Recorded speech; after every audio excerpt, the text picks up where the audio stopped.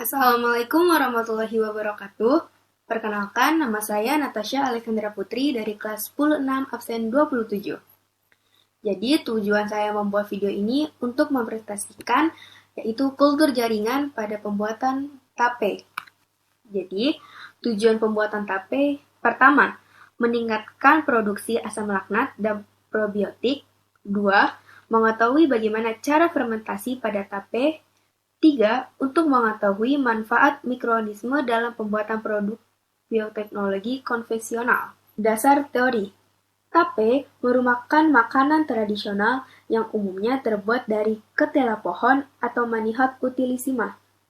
Berbeda dengan fermentasi makanan lain yang hanya menggunakan satu mikroorganisme. Dalam pembuatan tape menggunakan lebih dari satu mikroorganisme. Proses pembuatan tape melibatkan proses fermentasi yang dilakukan oleh jamur Saccharomyces cerevisiae. Jamur ini memiliki kemampuan dalam mengubah karbohidrat atau fruktosa dan glukosa menjadi alkohol dan karbon dioksida.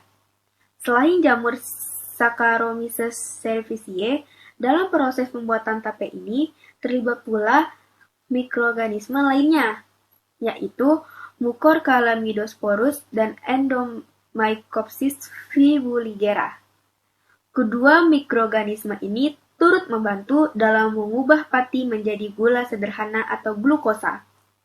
Berdasarkan uraian sebelumnya, maka melalui praktikum ini akan mengetahui lebih lanjut tentang pembuatan tape, khususnya tape dengan menggunakan bahan dari ketela pohon atau Manihot utilissima.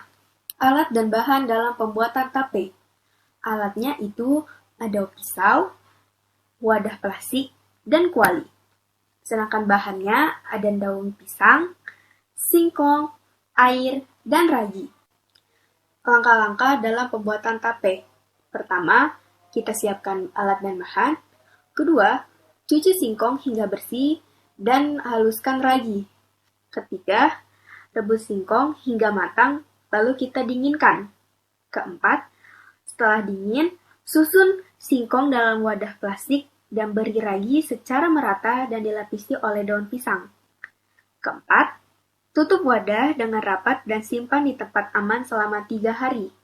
Dan terakhir, setelah 3 hari dapat dilakukan pengamatan untuk melihat fermentasi berhasil atau tidak dilakukannya. Lalu kita lanjut ke eksperimen.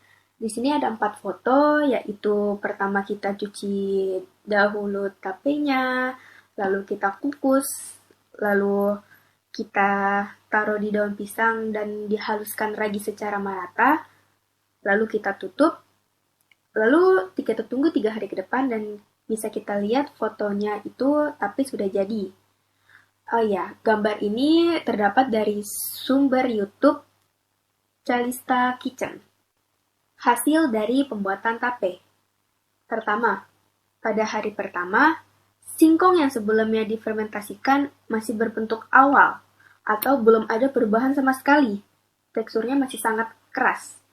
Kedua, pada hari kedua, tekstur tape sudah mulai melunak dan tidak lengket seperti hari pertama. Rasa tape di hari kedua sudah mulai manis aromanya. Dan terakhir, pada hari ketiga, tekstur tape sudah sangat lembut dan sama sekali tidak lengket. Rasanya manis dan sudah siap untuk dimakan. Jadi, kesimpulannya adalah, berdasarkan praktikum yang dilakukan, didapatkan bahwa proses pembuatan tape melibatkan proses fermentasi yang dilakukan oleh jamur Saccharomyces cerevisiae. Dan setelah melakukan pengamatan selama 2 hari tentang pembuatan tape singkong, kami dapat membahas bagaimana tape singkong dibuat, memaparkan faktor-faktor yang terlibat dalam pembuatan ataupun dalam proses fermentasi tape.